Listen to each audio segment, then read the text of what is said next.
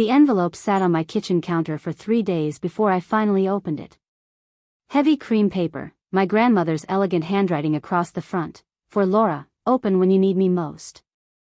I'd been carrying it in my purse since her funeral 2 weeks earlier, unable to face whatever final words she'd left behind. I should have opened it sooner. Maybe then I wouldn't have walked into that cabin and found my husband in bed with the woman who'd been my maid of honor, my confidant, the person I'd called crying at 2 in the morning when I couldn't sleep. But life doesn't work that way, does it? Sometimes you have to walk through hell before you realize someone's already left you a map to find your way out. Before we jump back in, tell us where you're tuning in from, and if this story touches you, make sure you're subscribed because tomorrow I've saved something extra special for you. The morning everything fell apart started like any other Friday in March. Rain drummed against the windows of our Laurelhurst craftsman, the kind of steady Portland drizzle that makes you want to stay in bed all day. Ryan was already up, dressed in his usual Friday casual, dark jeans and a button-down rolled at the sleeves. He poured coffee into his travel mug, scrolling through his phone with that distracted expression I'd grown accustomed to over our 10 years of marriage. "I'm heading up to the cabin this weekend to check on that roof leak," he said without looking up. "Derek thinks we might need to replace the whole section before we list it." The Mount Hood property had been a source of tension for months. Ryan and his business partner Derek had purchased it as a flip, but the project kept hitting snags. More money, more time, more weekends away from home. "Want company?" I asked, though I already knew the answer. Ryan finally glanced up, and something flickered across his face. Something I couldn't quite read. "Nah, it's going to be all work. Boring contractor stuff. Besides, don't you have that big presentation Monday? You should use the weekend to prep." He was right. I did have a presentation, a potential client who could triple my freelance income if I landed the contract. But his eagerness to keep me away felt different this time. More purposeful. After Ryan left, I tried to focus on work, spreading fabric samples and paint chips across my desk. My phone buzzed with a text from Nicole. "Coffee at Daily Grind? Need to vent about Brian." I smiled despite myself. Nicole and I had been friends since college, 17 years of shared secrets and inside jokes. Her marriage had been rocky lately, her husband Brian working late most nights, leaving her to manage their yoga studio alone. I met her at our usual spot, a corner table by the window where we'd spent countless Saturday mornings dissecting our lives over lattes. But Nicole seemed distracted, checking her phone every few minutes, her eyes darting to the door. "Everything okay?" I asked. "You seem jumpy." She laughed, but it sounded forced. "Just stressed about the studio. Membership numbers are down, and I'm thinking about hiring another instructor, but I don't know if we can afford it." We talked for an hour, or rather, I talked while Nicole provided half-hearted responses. When her phone buzzed for the 5th time, she grabbed it quickly, angling the screen away from me. "Sorry," she said, standing abruptly. "Brian needs me to sign something at the accountant's office." "Rain check on brunch tomorrow?" "Sure," I said, watching her rush out into the rain. Something felt wrong, but I couldn't pinpoint what. Maybe it was the way she hadn't quite met my eyes, or how she'd kept her phone face down on the table between us. That evening, I sat alone in our living room, the presentation forgotten on my laptop. The house felt too quiet, too empty. I found myself thinking about my grandmother Patty, how she'd always seemed to know when something was wrong before I did.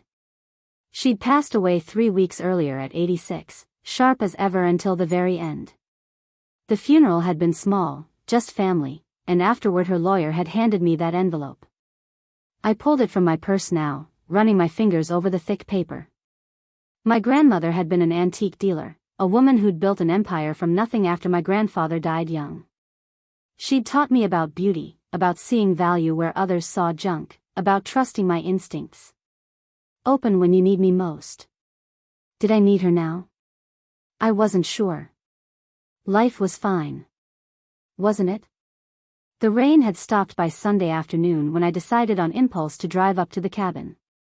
I'd surprise Ryan, maybe we could grab dinner at that little Italian place in government camp. The presentation was ready anyway, and I felt restless staying home alone all weekend. The drive took 90 minutes, winding up through dense forests that still held patches of late-season snow. Our cabin, or rather Ryan and Derek's investment property, sat on 2 acres of pine trees with a view of Mount Hood's White Peak. Ryan's truck was in the driveway, but so was Nicole's silver Honda. I sat in my car for a long moment, staring at that familiar vehicle, my mind trying to construct an innocent explanation. Maybe she'd come up to hike. Maybe she needed advice about her marriage and knew Ryan would be here. Maybe there was a perfectly reasonable explanation for why my best friend's car was parked at my husband's remote cabin on a Sunday afternoon. I walked to the front door. It was unlocked. Inside, the cabin was warm, a fire crackling in the stone fireplace. I heard voices from upstairs, low and intimate. I should have called out, announced my presence, given them a chance to compose whatever scene I was about to walk into. Instead, I climbed the stairs silently, each step on the wooden staircase feeling like a step toward a cliff's edge. The bedroom door was open. They didn't hear me approach. Ryan and Nicole were tangled in sheets that I'd picked out last summer, laughing about something, her head on his bare chest. It was the intimacy that struck me more than the physical betrayal. The easy comfort, the way they fit together, like they'd done this 100 times before. I must have made a sound because they both turned. Nicole's face went white. Ryan sat up, fumbling for words that wouldn't come. I stood frozen, unable to process what I was seeing, unable to reconcile the people in that bed with the 2 people I'd trusted most in the world. Laura, Ryan started, but I was already backing away, down the stairs, out the door, into my car. I drove back to Portland on autopilot, tears blurring the highway lines, my hands shaking on the wheel. When I finally pulled into our driveway, I sat in the darkening car and tried to understand what had just happened to my life. My phone exploded with messages. Ryan calling, Nicole calling, texts pouring in with explanations and apologies and justifications.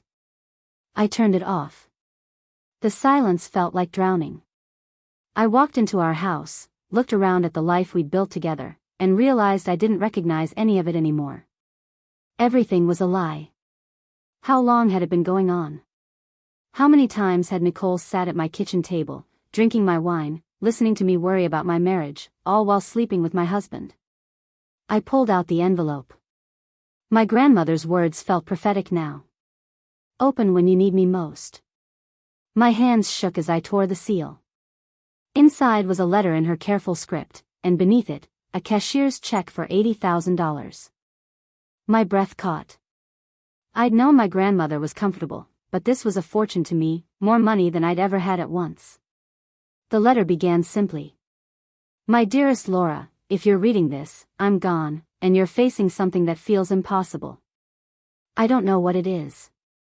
Maybe it's loss, maybe betrayal, maybe just the realization that the life you built isn't the one you want anymore. I've been where you are, darling. When your grandfather died and left me with nothing but debt and 2 small children, I thought my life was over.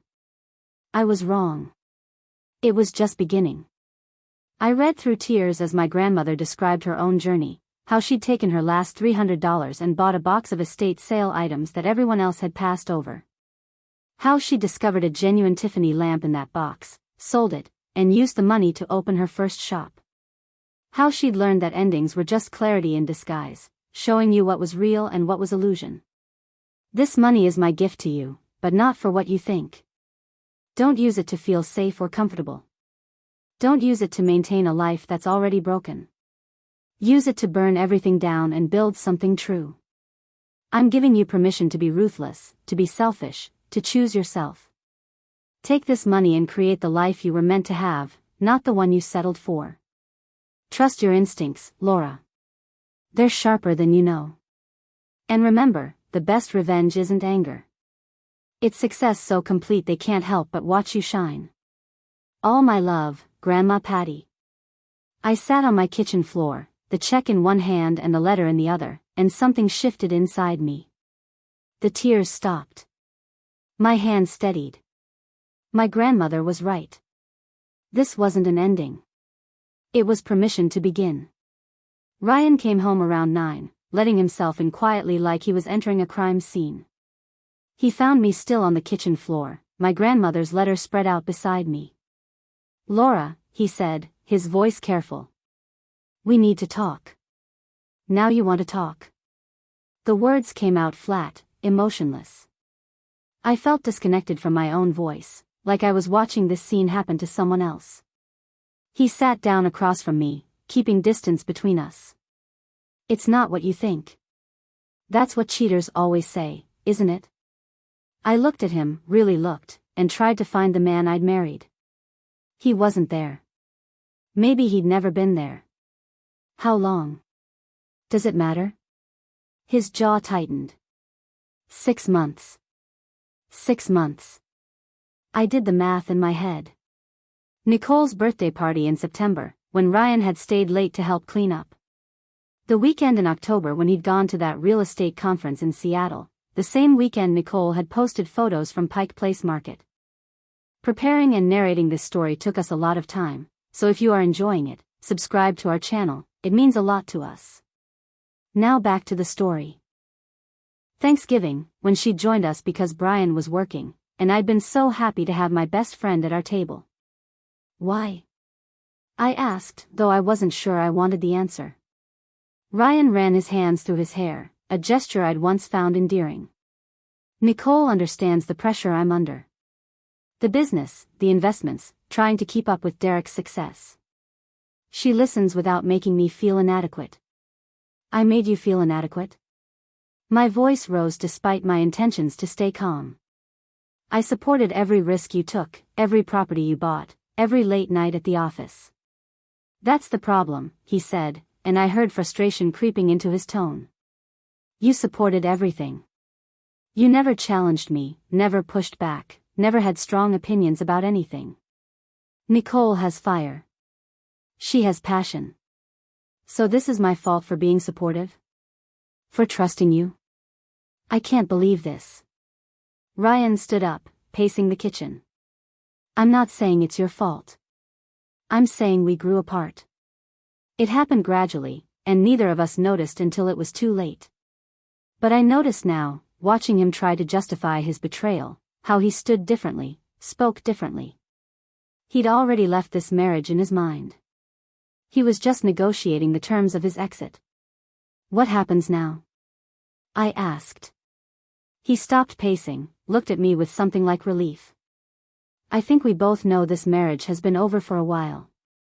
We can do this civilly, split everything fairly, stay friends." I laughed, a sharp bitter sound. "Stay friends? You're sleeping with my best friend and you think we'll stay friends? Nicole and I, we didn't plan this. It just happened. Things like this don't just happen, Ryan. They're choices. Every lie, every secret meeting, every time you came home and kissed me after being with her. Those were choices." He had the decency to look ashamed, but it passed quickly. "I'm not going to apologize for finding happiness." "Fine," I said, standing up. I felt steadier now, clearer. "Then I'm not going to apologize for what comes next." Something in my tone made him pause. "What does that mean?" "It means you can sleep at Derek's tonight. Tomorrow I'm calling a lawyer, and we're going to divide our assets. Every single asset, Ryan. Including the cabin where I found you." His face hardened. "Laura, be reasonable. That property is a business investment. I don't care. Community property law says half of everything acquired during marriage is mine. The cabin, this house, your business accounts, your retirement fund. All of it gets split down the middle. You're being vindictive." "I'm being fair," I corrected. "You want civility? Fine. We'll be civil in court. Now get out." After he left, I sat in the silence of our home and felt something unexpected. Not grief, not anger, but anticipation. My grandmother's words echoed in my mind. "Use it to burn everything down and build something true." I picked up my phone, turning it back on for the first time in hours. 47 missed calls, 32 text messages. I ignored them all and called my sister instead. Vanessa answered on the first ring. Laura? I've been trying to reach you for hours. What's going on? I need a divorce lawyer, I said. The best one you know. There was a pause, then Vanessa's lawyer voice kicked in, efficient and sharp. What happened? I found Ryan in bed with Nicole at the cabin. My sister swore colorfully. I'm coming over. No, I said. I'm okay. Better than okay, actually. But I need someone who specializes in asset division and who won't let Ryan or his lawyer intimidate me. I'll text you 3 names right now, Vanessa said. But Laura, are you sure you're okay? You sound strange. I looked around the kitchen, at the life I'd been living, the person I'd been pretending to be. I'm not okay yet, I told my sister. But I will be. That night, I slept in the guest room, my grandmother's check on the nightstand beside me. $80,000. Not enough to retire on, but enough to start over. Enough to build something mine. I thought about my grandmother, starting her business with $300 and a box of other people's discards. She'd seen value where others saw junk. Maybe it was time I learned to do the same. The next morning, I called the first lawyer on Vanessa's list. Her name was Caroline Webb, and she had a reputation for being brilliant and ruthless. Her assistant said she was fully booked, but when I mentioned my sister's name and explained my situation, Caroline herself got on the line. Tell me everything, she said. So I did. And when I finished, she laughed, not unkindly. Oh, this is going to be fun. Ryan and Derek's real estate business, you said they're partners? Yes, 50-50 ownership. And the cabin where you found them? That's a business asset, registered to their LLC? I think so. Ryan always handled the business side. Does your husband know about the $80,000 from your grandmother? I paused. No. Nobody knows except my sister and now you. Good, Caroline said, and I could hear the smile in her voice. Keep it that way. That's separate property, inheritance, completely protected from division. But everything your husband earned or acquired during your marriage? That's fair game. How much do you think his business is worth? I had no idea. Ryan never discussed finances in detail, always saying I didn't need to worry about the business side of things. I'll need access to tax returns, business filings, property records, Caroline continued. Can you get those? I thought about Ryan's home office, his filing cabinets, his laptop that he always left open. I can get them. Excellent. Meet me at my office tomorrow at 9. Bring everything you can find. And Laura? One more thing. Yes? Don't warn him. Don't tell him what you're planning. Right now, you have an advantage because he thinks you're emotional and reactive. He thinks this will go his way. Let him keep thinking that. I spent that entire day gathering documents. Ryan's office was a treasure trove of information he'd never bothered to hide because he'd never imagined I'd go looking. Tax returns going back 7 years. Business partnership agreements. Property deeds. Bank statements showing accounts I didn't know existed. With each file I photographed, each document I scanned, I felt less like a betrayed wife and more like an investigator piecing together evidence of a crime. The most interesting discovery came from a locked drawer in his desk. I'd never tried to open it before, respecting his privacy even though we were married. But privacy felt like a quaint concept now, something from a past life where trust still existed. The key was taped to the underside of his desk lamp, such a predictable hiding spot it was almost insulting. Inside the drawer were papers related to properties I'd never heard of. 3 rental houses in southeast Portland, all purchased in the last 2 years, all titled solely in Ryan's name despite being bought during our marriage. I photographed everything methodically, my hands steady now. Each click of my phone's camera felt like armor snapping into place. This was what my grandmother had meant. Not revenge through anger or confrontation, but through preparation and strategy. By the time I finished, it was nearly midnight. I'd filled a digital folder with hundreds of pages of documentation, evidence of a business empire Ryan had built while letting me believe we were barely scraping by. My meeting with Caroline the next morning confirmed what I'd suspected. Ryan had been hiding assets, funneling money through his business to minimize what would be visible in a divorce. The 3 rental properties alone were worth over $1 million, generating monthly income he'd never mentioned.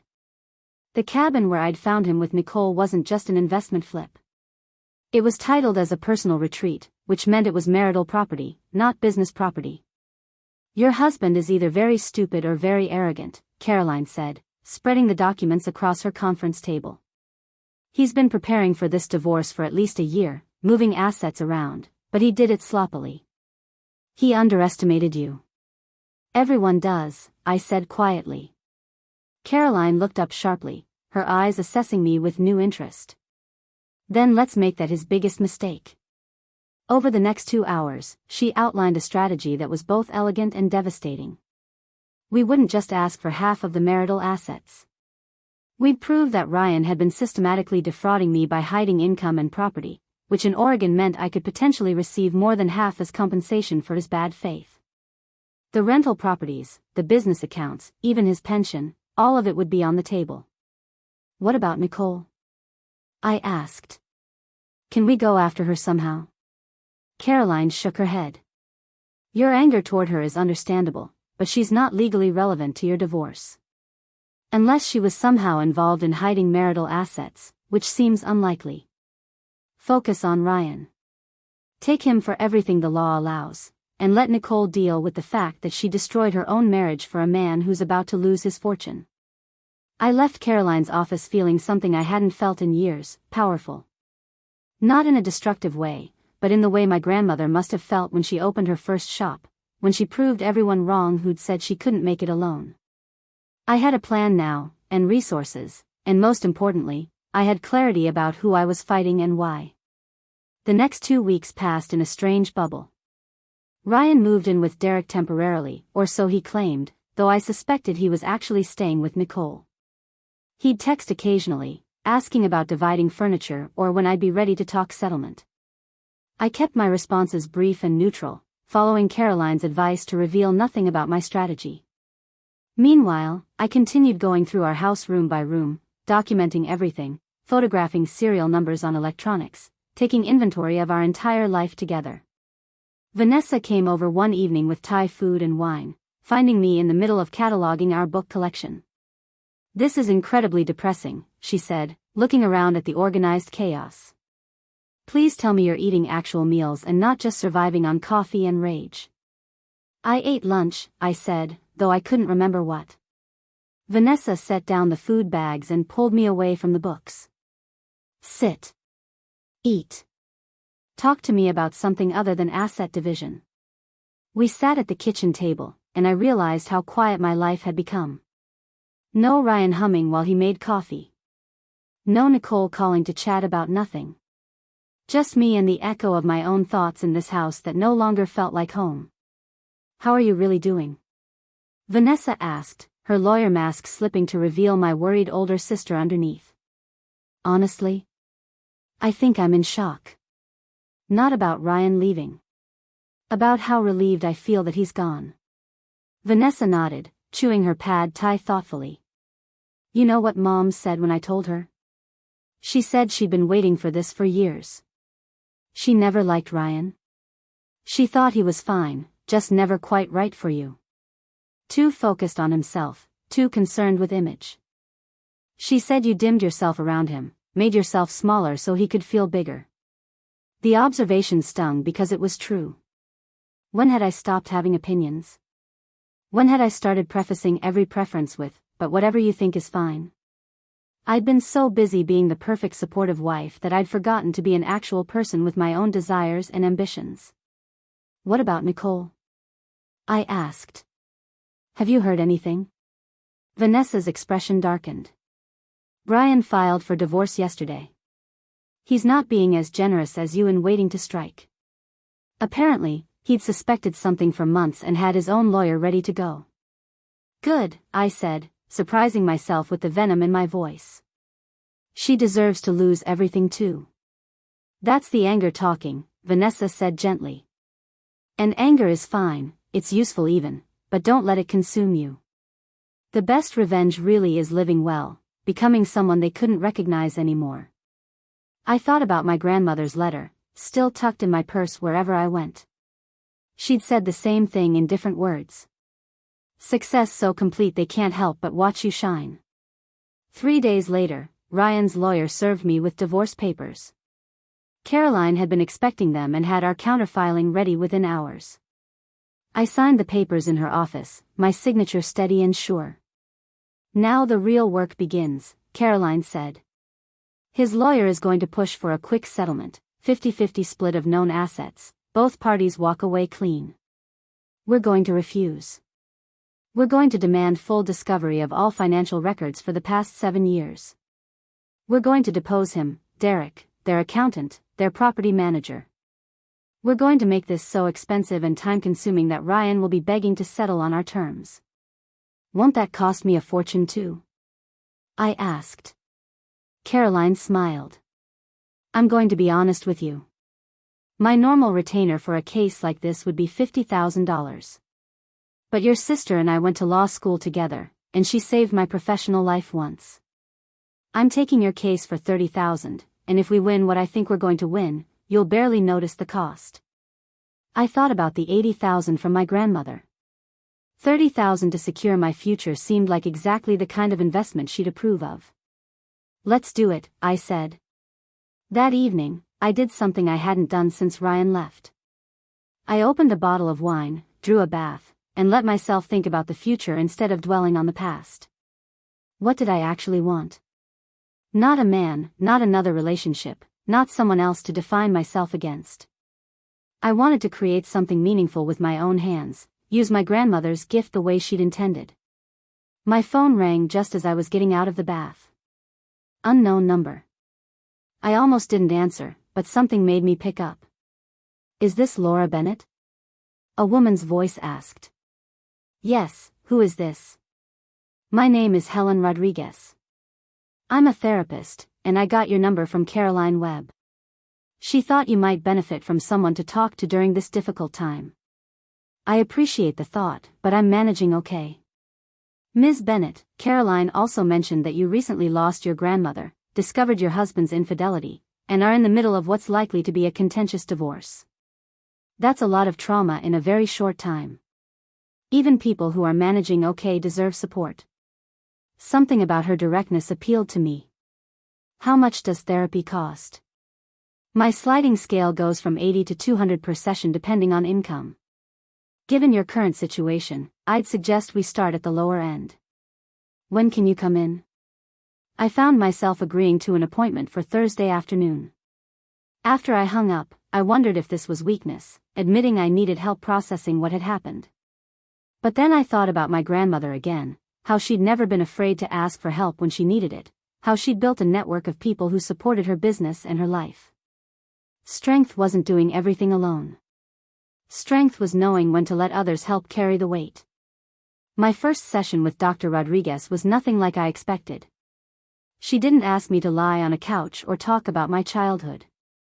Instead, she handed me a blank notebook and told me to write down everything I was feeling without censoring myself. Just stream of consciousness, she said. No one will read it but you. Let it all out. I filled 7 pages in 40 minutes. Anger at Ryan for his betrayal. Fury at Nicole for her calculated friendship. Rage at myself for not seeing what was right in front of me. But underneath all that anger was something else. Relief. Excitement. A strange wild hope that maybe this disaster was actually an opportunity disguised as destruction. When I finished, Dr. Rodriguez asked me to read back what I'd written. Halfway through, I started crying, but they weren't sad tears. They were the tears of someone finally telling the truth after years of lying to themselves. You keep using phrases like I should have known and I was so stupid, Dr. Rodriguez observed. But I notice you also wrote I feel free now and I can finally breathe. Those are contradictory emotions. How do you reconcile them? I don't know if I can, I admitted. Part of me feels like my life is falling apart, but another part feels like I'm finally waking up from a long sleep. Both things are true, she said simply. You can grieve the life you thought you had while simultaneously being relieved it's over. Healing isn't linear, and it's not neat. It's messy and contradictory, and sometimes you'll feel 10 different things in the same hour. That's normal. Over the next few weeks, therapy became my anchor.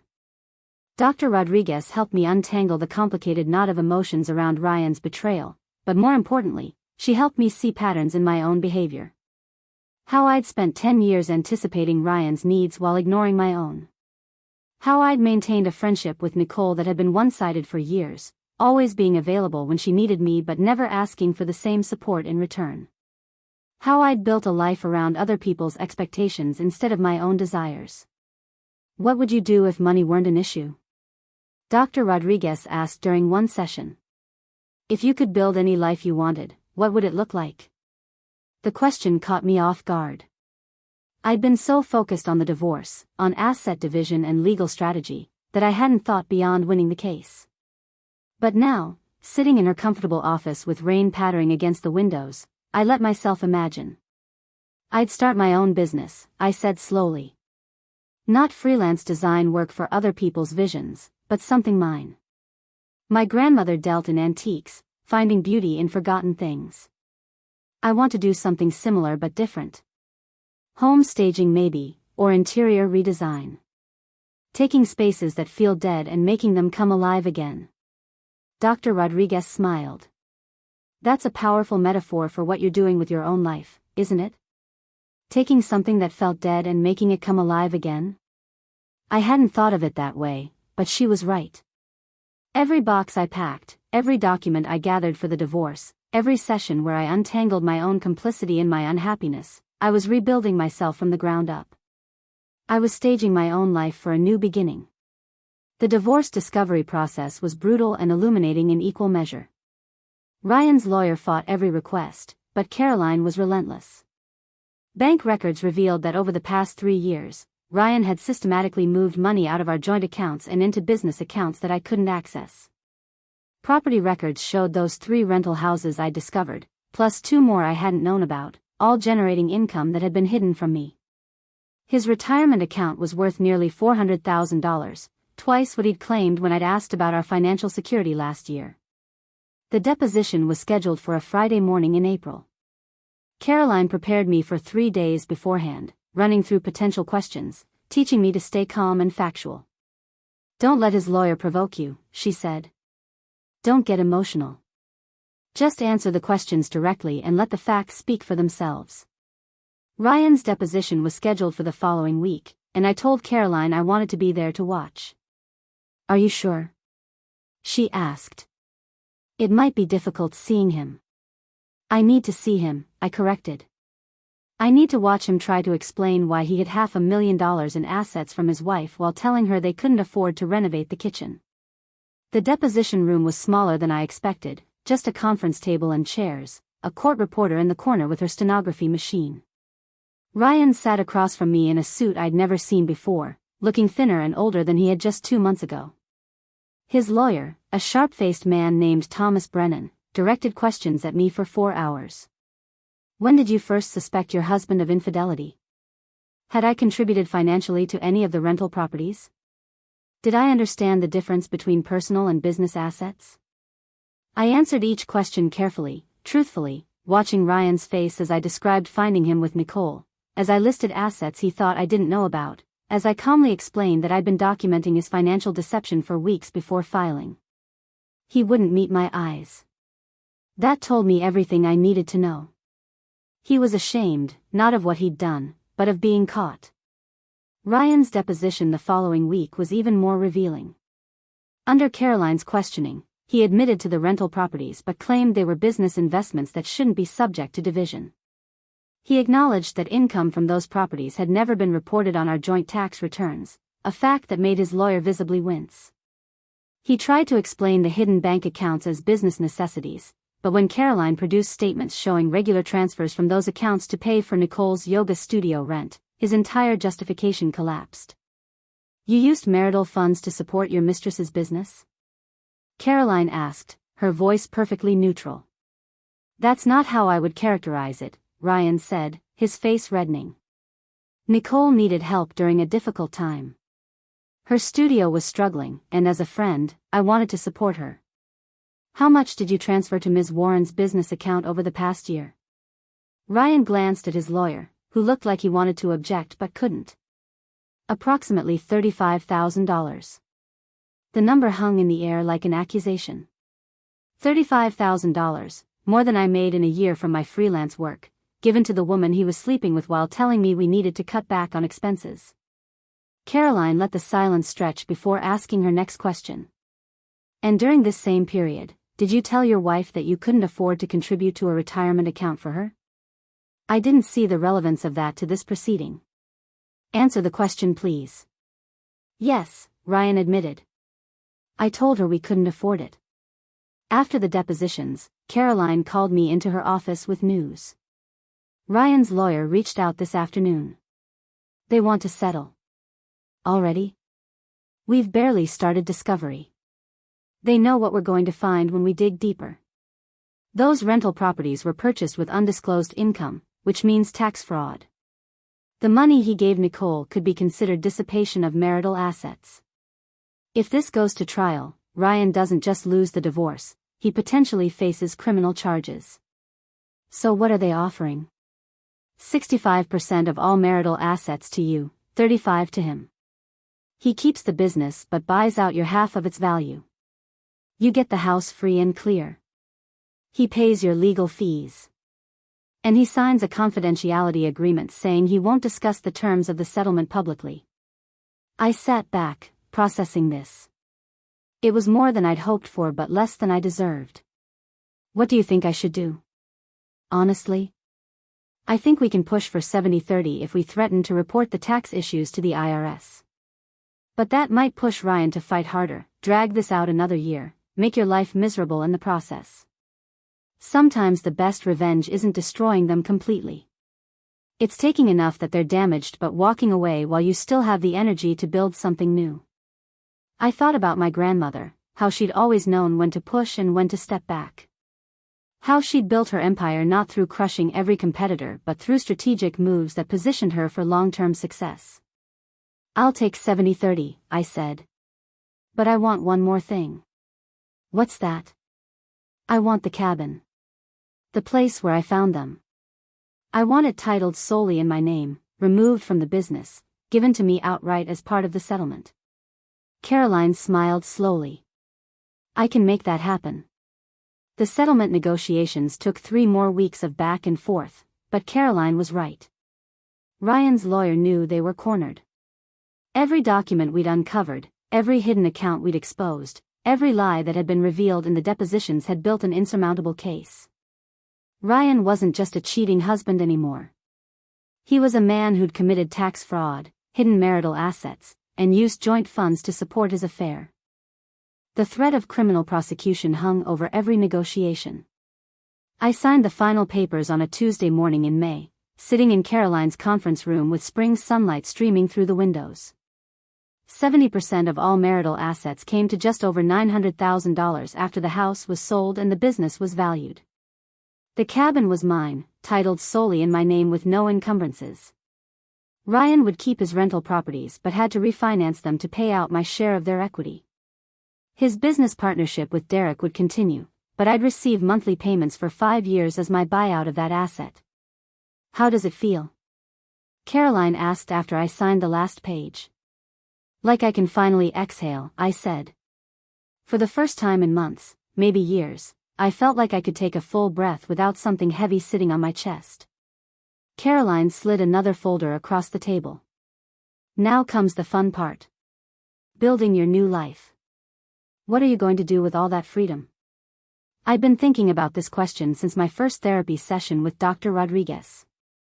The answer had crystallized slowly over the past weeks as I'd watched my old life dismantled piece by piece. My grandmother had given me $80,000 and instructions to build something true. The divorce had given me $900,000 more and the freedom to do it without anyone holding me back. "I'm going to start a business," I told Caroline. "Home staging and redesign, but not the traditional kind. I want to work with people going through transitions. Divorce, empty nest, downsizing after loss. People who need help reimagining their spaces because their lives have fundamentally changed. Caroline's expression shifted to something like respect. That's brilliant. You're essentially therapy through interior design. Exactly. I've been living it for months now.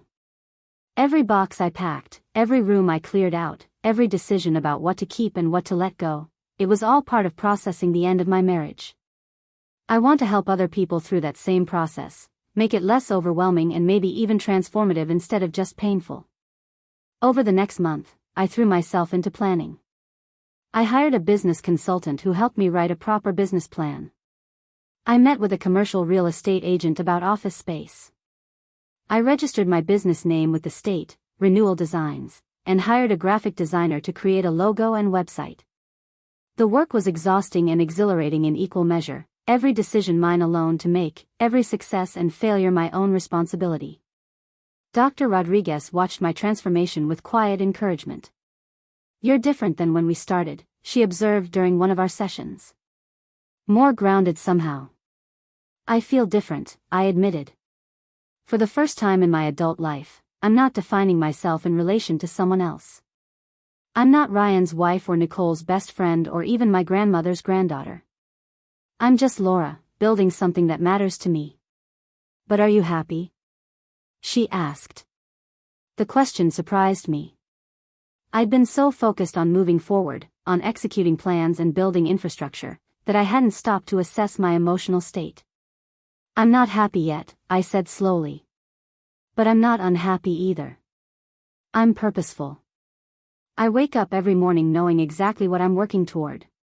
That feels better than happiness right now. It feels like meaning." The house sold in June to a young family with 2 small children. I watched them walk through during the final showing, the kids running from room to room claiming bedrooms, the parents discussing paint colors and furniture placement. They saw possibility where I'd seen only endings. I hoped they'd be happy here, that this house would hold better memories for them than it had held for me in those final months. I moved into a small apartment in the Pearl District temporarily, a 6th-floor loft with exposed brick and enormous windows overlooking the city. It was nothing like the craftsman house I'd shared with Ryan, all modern lines and open space instead of cozy corners and built-in bookshelves. I furnished it minimally, a bed, a couch, a dining table that doubled as my desk. Every morning I'd wake up to sunlight flooding the space and feel grateful for the emptiness. There was room here to become whoever I wanted to be. My business consultant suggested I start with a soft launch, taking on just a few clients to refine my process before going fully public. But I wanted to do something bigger, something that would announce my presence and my purpose. I decided to renovate the cabin, the place where my marriage had ended, and use it as a showcase for what Renewal Designs could do. Transform the space where I'd experienced my worst moment into something beautiful and new. The symbolism wasn't subtle, but it didn't need to be. I drove up to the cabin on a Saturday morning in early July, the first time I'd been back since that awful Sunday when I'd found Ryan and Nicole. The building looked smaller than I remembered, more worn down. The roof still had that leak Ryan had supposedly come up to fix, water stains visible on the interior ceiling. The furniture was basic and outdated, the kitchen appliances ancient, the bathroom fixtures probably original to when the cabin was built in the 70s. I walked through each room with my notebook, taking measurements and photos, making lists of everything that needed to be changed. By the time I finished, the sun was setting behind Mount Hood, painting the sky in shades of orange and pink. I sat on the front porch, watching the light fade, and realized I felt nothing when I thought about finding Ryan here. The memory had lost its power. This was just a building now, wood and nails and potential, waiting for me to decide what it would become. The renovation took 3 months and most of my grandmother's $80,000. I hired a contractor to fix the structural issues, the roof leak and foundation problems and outdated electrical system. But everything else I did myself or with the help of specialists I carefully selected. I stripped the interior walls down to the studs, replaced the dark paneling with clean white shiplap, tore out the avocado green kitchen and installed custom cabinets in soft gray with marble countertops. The bathroom got a complete overhaul, a deep soaking tub replacing the cramped shower stall, heated floors, a window that framed the mountain view. But the real transformation was in the details. I sourced vintage lighting fixtures from estate sales, the kind my grandmother would have appreciated, pieces with history and character. I commissioned a local artist to create a metal sculpture for the front entrance, abstract shapes that suggested both endings and beginnings. I filled the space with textures that invited touch, nubby linen curtains, a sheepskin rug, velvet throw pillows in deep jewel tones. Every choice was intentional, designed to make someone feel both comforted and inspired. Vanessa came up to see the finished product on a crisp October morning. She walked through the cabin slowly, running her hands over surfaces, pausing to look out windows, sitting on the furniture to test how it felt. When she finally turned to me, there were tears in her eyes. "Laura, this is incredible. You took the worst place in your life and turned it into something that feels like hope." "That was the goal," I said, but I felt my own throat tightening with emotion. I wanted to prove that nothing is beyond transformation. Not a building, not a life, not a person who's been broken down to their foundation. We stood on the front porch, looking out at the mountain, and Vanessa asked the question I'd been avoiding. "Have you heard anything about Ryan? Or Nicole?" I shook my head. I'd blocked both their numbers, avoided their social media, instructed Caroline to handle any legal communications that might arise. "I don't want to know. Whatever they're doing, whoever they've become, it's not my concern anymore." Vanessa squeezed my hand. "That's healthy. But I'm going to tell you anyway because you should know. Nicole and Ryan broke up 2 months ago. She apparently started seeing someone else, another yoga instructor at her studio. Ryan's living in a studio apartment in Beaverton, and according to mutual friends he's not handling the divorce well, financially or emotionally." I waited to feel something. Satisfaction, vindication, even pity. But there was only a distant sense of acknowledgement, like hearing news about a stranger's misfortune. "I hope he figures his life out," I said, and I meant it. Not for his sake, but because carrying anger toward him was exhausting and I was done being tired. The cabin's transformation became the centerpiece of my portfolio. I hired a professional photographer to capture every angle, every detail, the way morning light moved across the living room floor, how the kitchen felt both modern and timeless, the view from the soaking tub that made you feel like you were bathing in the forest. I created a website showcasing the before and after photos, but more importantly, I wrote about the story behind the renovation. Not the personal details of my divorce, but the philosophy driving my work. "Spaces hold memories," I wrote. "Sometimes those memories are painful, markers of loss or betrayal or dreams that died. But physical spaces, unlike memories, can be completely transformed. They can be stripped down to their bones and rebuilt into something entirely new. When we transform the spaces we inhabit, we give ourselves permission to transform too. That's what Renewal Designs offers. Not just prettier rooms, but the opportunity to reimagine your life in physical form." The response was immediate and overwhelming. My inbox filled with inquiries from people going through divorces, people whose spouses had died, people whose children had moved away, leaving them in houses that felt too large and too full of ghosts. Everyone wanted what I'd created at the cabin, that sense of taking something painful and making it beautiful. Within 2 weeks, I had more potential clients than I could handle alone. I hired 2 assistants, both women going through their own life transitions. Maya had recently lost her husband to cancer and was trying to figure out who she was as a widow instead of a wife. Jessica was finalizing a divorce after 25 years of marriage and needed work that felt meaningful. Together we formed a team that understood on a visceral level what our clients were experiencing. We weren't just designers. We were guides helping people navigate the physical manifestation of their grief or anger or hope. Our first major project was for a woman named Patricia Chen, no relation to my grandmother, but the coincidence of the first name felt auspicious. She was 63, recently retired from teaching, and her husband had left her for a younger woman after 40 years of marriage. She wanted to sell their family home but couldn't bear to put it on the market in its current state. Every room reminded her of the life she'd thought she'd have, the children who'd grown and moved away, the grandchildren she'd expected to host for holidays, the retirement she was supposed to share with her husband. I met Patricia on a gray November morning at her house in Hillsborough, a sprawling ranch-style home that had clearly once been the center of a busy family life. Photos covered every surface, marking milestones and celebrations and ordinary moments that had seemed unremarkable at the time but were now precious. Patricia walked me through room by room, telling me the story of her marriage, her voice steady but her hands shaking when she touched certain objects. "This was where we opened Christmas presents every year," she said in the living room. "And this is where I told him I was pregnant with our first child." She pointed to a worn spot on the couch. "He sat right there, and I sat next to him, and we just held each other and cried happy tears." I let her talk, understanding that this wasn't just about furniture placement or paint colors. This was about honoring what had been before we could create what would be. After she finished her tour, we sat at her kitchen table and I asked her the question I asked all my clients. If you could wave a magic wand and feel any way you wanted when you walked into this house, what would that feeling be? Patricia thought for a long moment. Not erased. I don't want to pretend those 40 years didn't happen. But maybe lightened?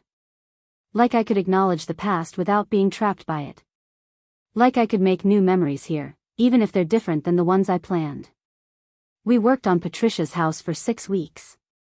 We didn't remove all the photos, but we curated them, selecting a few meaningful images and displaying them in a dedicated gallery wall instead of scattered throughout every room. We donated furniture that was worn or dated, replacing it with pieces that felt both comfortable and fresh. We painted walls in soft neutrals that made the rooms feel larger and brighter. We created spaces that could accommodate the past without being dominated by it. The transformation was remarkable, but the real moment came during our final walkthrough. Patricia stood in her living room, looking around at the changes, and started crying. For a moment I worried we'd made a mistake, pushed too hard, erased too much. But then she smiled through her tears. "This is perfect. I can breathe in here now. I can imagine having my grandchildren visit and making new memories.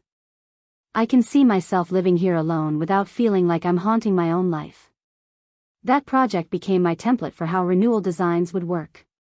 We weren't just staging homes for sale, though we did that too when clients wanted it. We were helping people process loss and change through physical transformation. We were giving people permission to let go of who they'd been and embrace who they were becoming. The business grew faster than I'd anticipated. By December, we'd completed 8 major projects and had a waiting list stretching into spring. I hired 3 more designers, expanded into a proper office space downtown, and started getting calls from real estate agents and therapists who wanted to refer clients. The financial success was gratifying, but more importantly, the work felt meaningful in a way my freelance design projects never had. Dr. Rodriguez observed my transformation with professional interest during our now bi-weekly sessions. "You've done something remarkable," she said one afternoon. "You took trauma and turned it into purpose. That's not easy, and it's not common. Do you ever feel angry anymore about what Ryan did?" "Sometimes," I admitted. "Late at night, or when I see a couple that reminds me of what I thought we were. But the anger doesn't consume me anymore. It's just one of many emotions I feel, and usually it passes quickly." What replaced the anger? Hope, I think. The realization that life can surprise you in good ways, not just bad ones. 6 months ago I thought my life was over. Now I have a business I love, work that matters, a future I'm excited about. Ryan thought he was destroying me when he left. Instead, he freed me to become someone better. Christmas approached, my first holiday season alone in over a decade. Vanessa invited me to spend it with her family, but I declined. I needed to prove to myself that I could be alone without being lonely, that solitude was different from isolation. I spent Christmas Eve at the cabin, lighting a fire in the new fireplace, drinking wine, and reading a book my grandmother had loved. Around midnight, I pulled out her letter and read it again, her words about endings being clarity in disguise, about building something true. "Thank you," I whispered to the empty room, to the grandmother who'd known I'd need that money and that permission, who'd understood before I did that sometimes the best gifts are the ones that force you to save yourself. I thought about calling Ryan, some misguided impulse to let him know I was okay, that I'd survived his betrayal and built something meaningful from the wreckage. But I didn't need his acknowledgement or his approval. My success wasn't about him.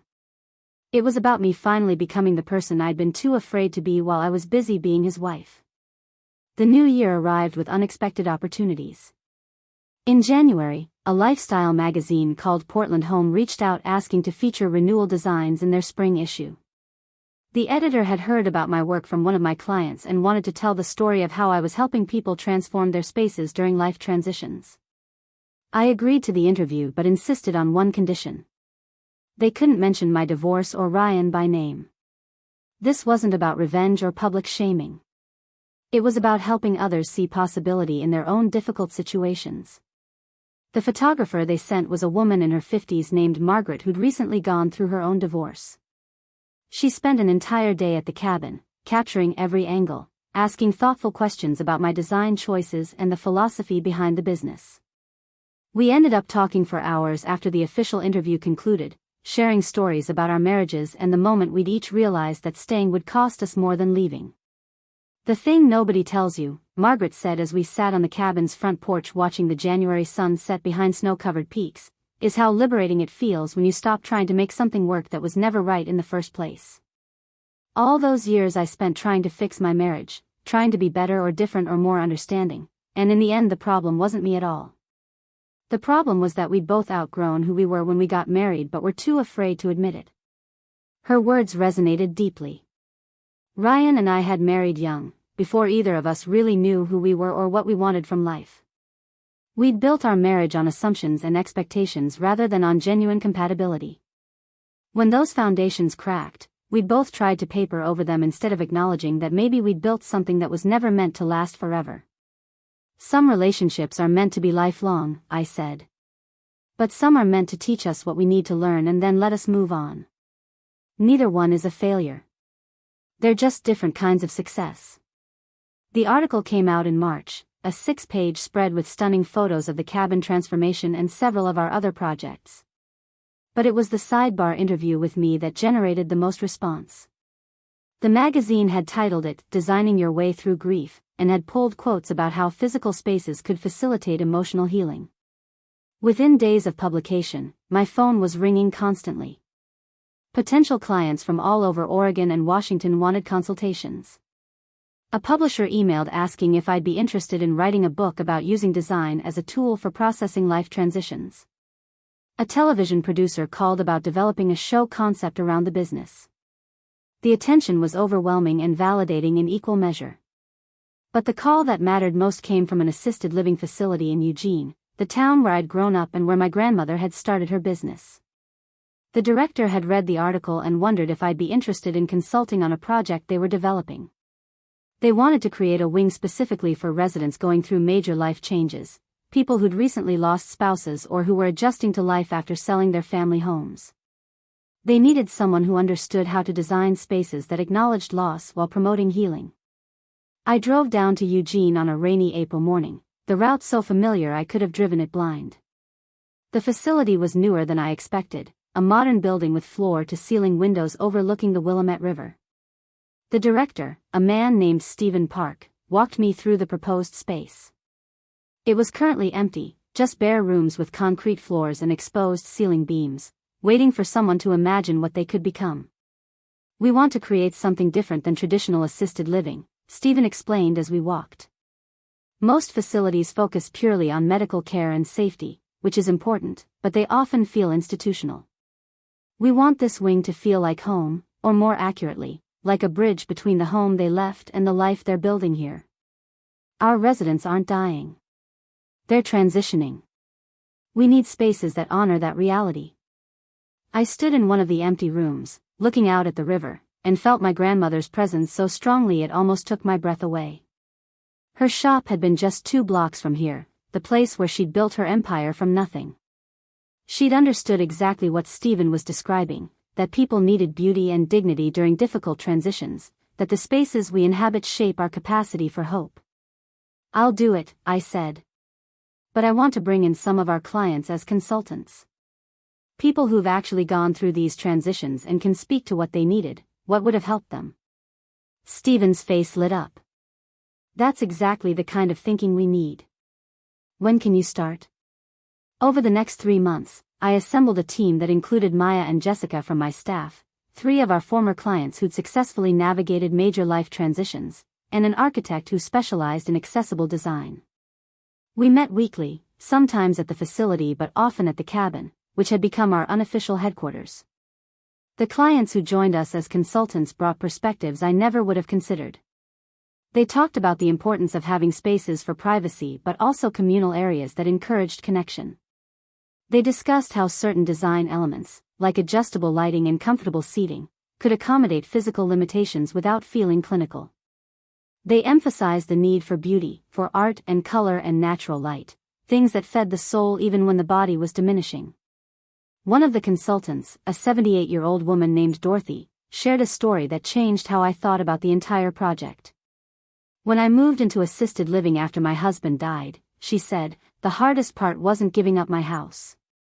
It was giving up my identity as someone who had a house, who hosted Thanksgiving, who had a garden and a kitchen where grandchildren baked cookies. I became just another elderly person waiting to die.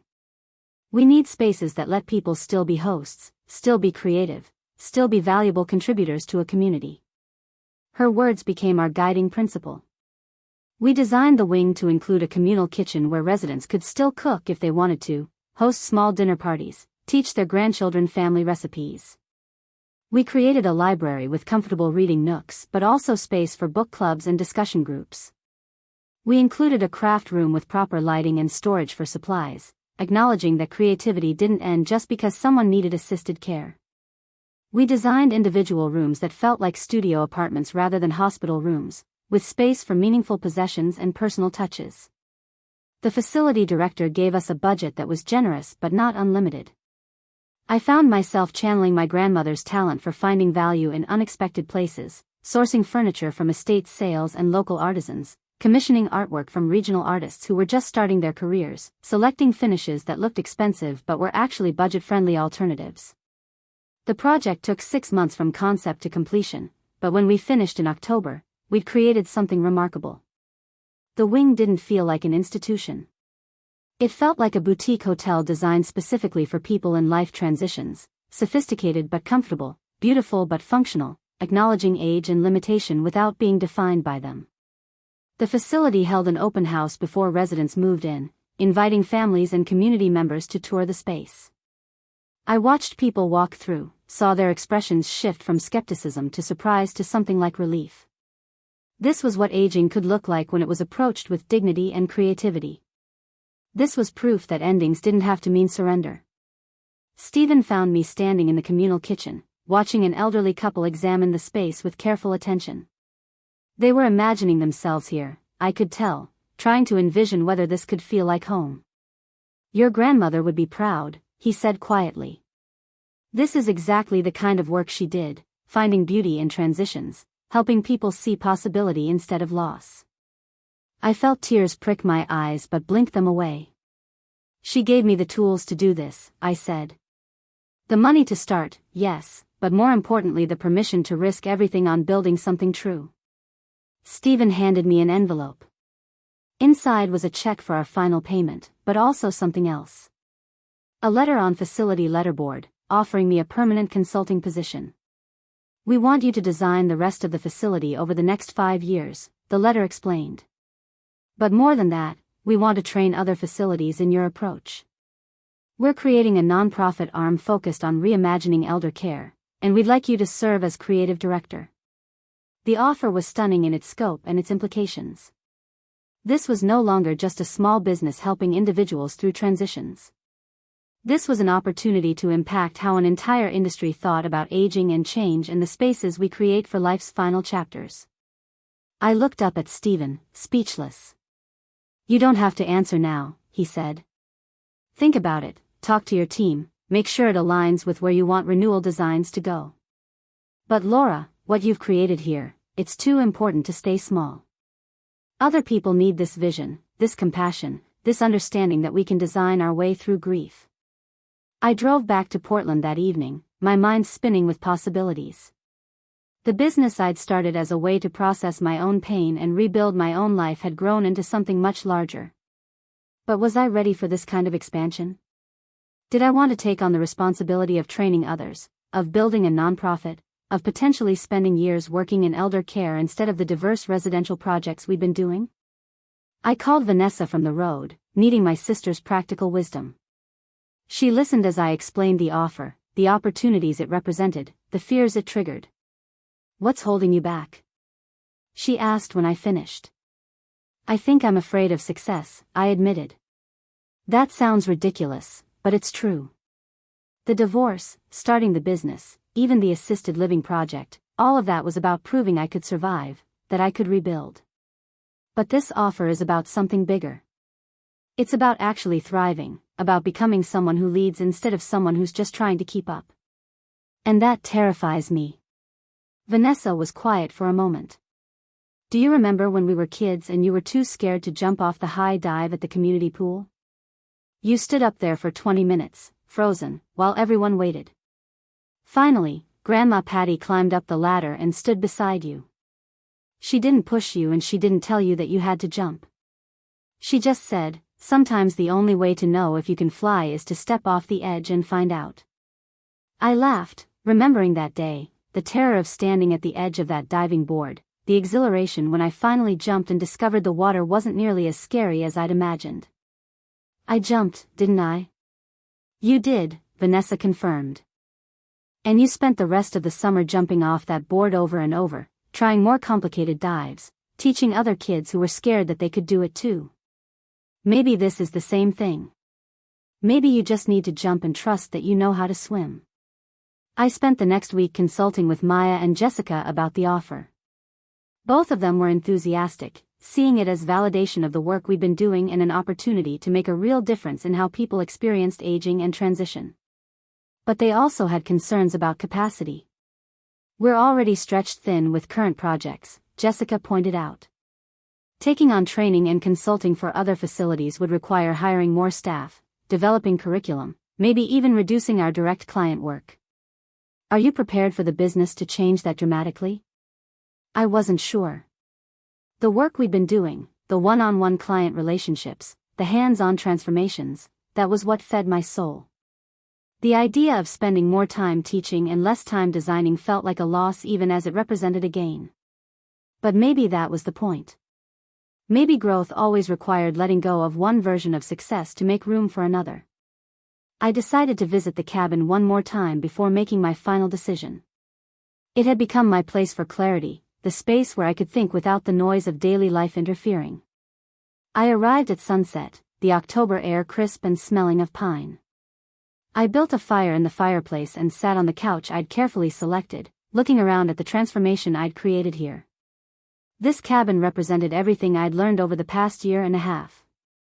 I'd taken a space associated with my deepest pain and turned it into something beautiful and functional and meaningful. I'd stripped it down to its foundation and rebuilt it into something entirely new while still honoring its essential character. I'd learned that transformation wasn't about erasing the past. It was about integrating it into something more complex and honest and true. The question Stephen's offer posed was whether I was ready to help others do this same work, not just for their physical spaces but potentially for entire systems and institutions. Was I ready to step into that role, to become a teacher and leader instead of just a practitioner? My phone buzzed with a text from an unknown number. For a moment, I considered ignoring it, but something made me check. It was from Patricia Chen, the first client whose home we'd transformed. "I just wanted you to know," her message read, "that I sold my house today.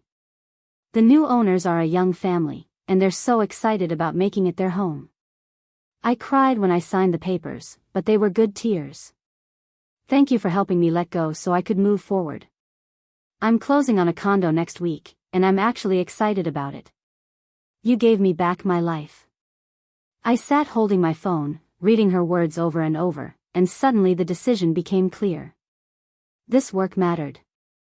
Not just to me, not just as a way to process my own grief and rebuild my own life, but to the people we served.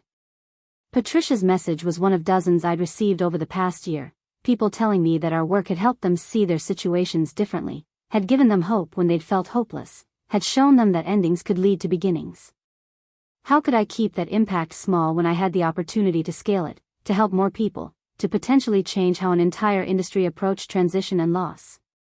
I pulled out my laptop and drafted an email to Stephen. I accepted his offer but with conditions. Renewal Designs would maintain its residential work, serving individual clients who needed our specific approach to transformation. The nonprofit arm would be a separate entity that I'd direct creatively but not manage operationally. We'd need to hire an executive director who understood elder care and nonprofit management. I'd commit to 3 years of developing curriculum and training other facilities, but after that we'd reassess based on impact and my own capacity.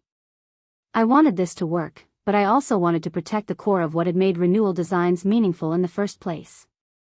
Stephen's response came within an hour. Everything you've proposed makes perfect sense. Let's meet next week to discuss implementation and timeline. Welcome to the team, Laura. I closed my laptop and walked out onto the cabin's front porch. The stars were bright in the clear October sky, the kind of night where you could see the Milky Way stretched across the darkness. I thought about my grandmother, wondered if she could see what her $80,000 gift had become. A business that had helped dozens of people transform their spaces and their lives. A consulting opportunity that could potentially impact thousands more. And most importantly, a life that felt authentic and purposeful and entirely mine. Thank you, I whispered again into the night. Not just to my grandmother, but to Ryan too, if I was being honest. His betrayal had destroyed me, yes, but it had also freed me. It had forced me to confront who I'd become in our marriage, someone small and accommodating and afraid to want too much. His affair with Nicole had been devastating, but the real gift was discovering that I didn't need him to be whole. I'd been whole all along, just buried under years of trying to be what I thought a wife should be instead of who I actually was. 2 years after my divorce was finalized, I stood in the lobby of a convention center in Seattle, preparing to give the opening keynote at a national conference on aging and design. The ballroom held over 500 people, designers and architects and facility directors from across the country, all gathered to learn about creating spaces that honored dignity during life transitions. My hands should have been shaking, but they were steady as I checked my notes one last time. The introduction was generous, listing my accomplishments with Renewal Designs, the assisted living projects we'd completed, the nonprofit work that had expanded to 12 facilities across 3 states. But what the introducer didn't mention, couldn't know, was that none of this would have existed if Ryan hadn't betrayed me, if my grandmother hadn't left me that envelope, if I hadn't been forced to rebuild my life from absolute devastation. I walked onto the stage to applause and looked out at the sea of faces. Somewhere in Portland, Ryan was living his diminished life, his business struggling after our divorce settlement, his relationship with Nicole long over, his reputation damaged by the choices he'd made. I'd heard through mutual acquaintances that he'd tried to reach out several times, wanting to apologize or reconnect or maybe just absolve himself of guilt. I'd never responded. He wasn't part of my story anymore except as the catalyst that had forced my transformation. The work we do matters, I began, my voice carrying through the sound system. Because the spaces we create either give people permission to grieve and grow, or they tell them to be small and quiet and grateful for whatever crumbs of dignity they're offered. Our job is to design spaces that say, your life still matters, your story still deserves to be told, your transitions deserve beauty and intention and care. I talked for 45 minutes about the philosophy behind our work, sharing photos of transformations and testimonials from clients. But I also shared something I'd never discussed publicly before, my own story of loss and betrayal and the grandmother who'd given me both money and permission to rebuild. The audience was silent, hanging on every word, and when I finished, the applause was thunderous and sustained. Afterward, dozens of people approached with questions and stories of their own. A woman my age talked about her recent divorce and how she'd been paralyzed by fear of starting over. A facility director asked about training opportunities for his staff. A young designer wanted to know how I'd found the courage to start a business when everything felt hopeless. I answered each question as honestly as I could, sharing what I'd learned about transformation and resilience and the strange grace that sometimes comes from having everything fall apart.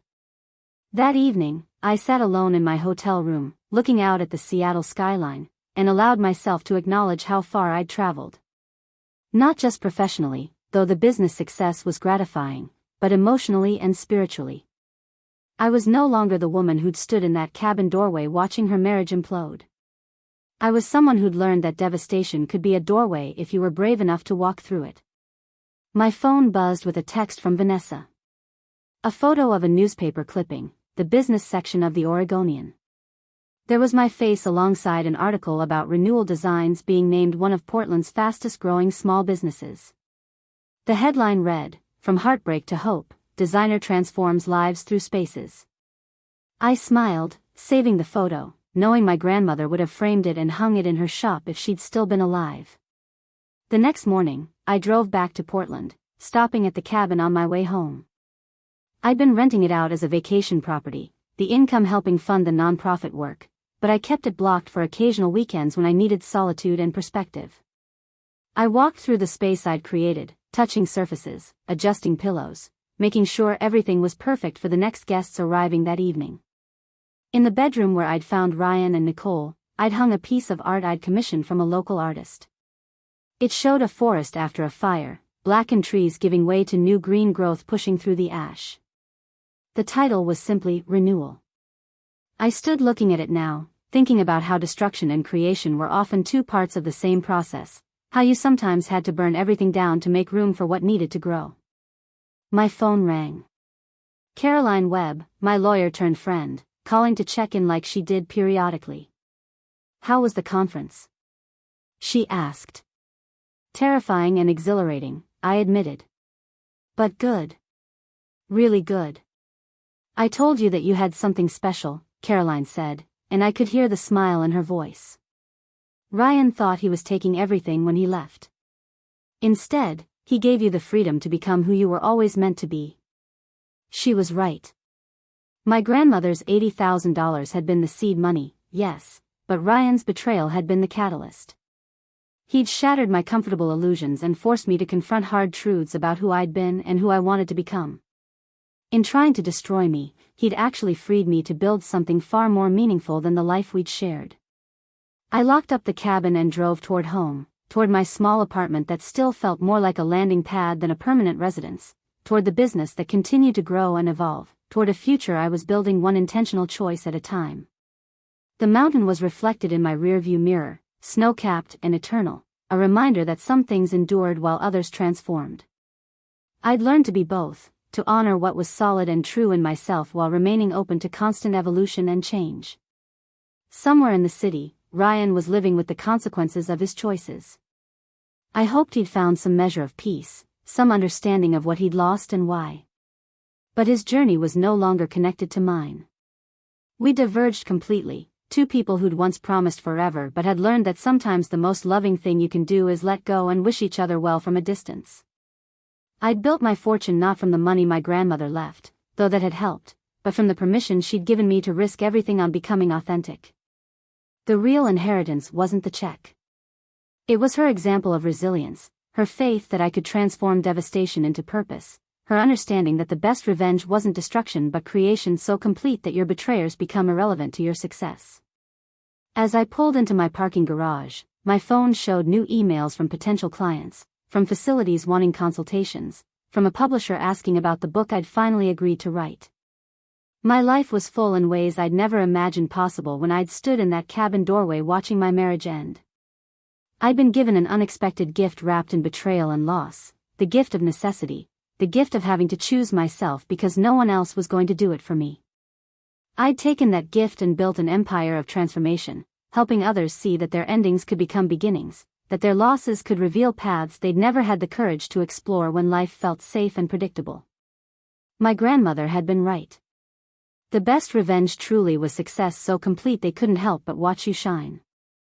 And I was shining now, brighter than I'd ever imagined possible, lighting the way for others to find their own paths through darkness into something beautiful and true and entirely their own.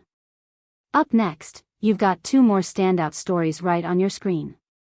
If this one hit the mark, you won't want to pass these up.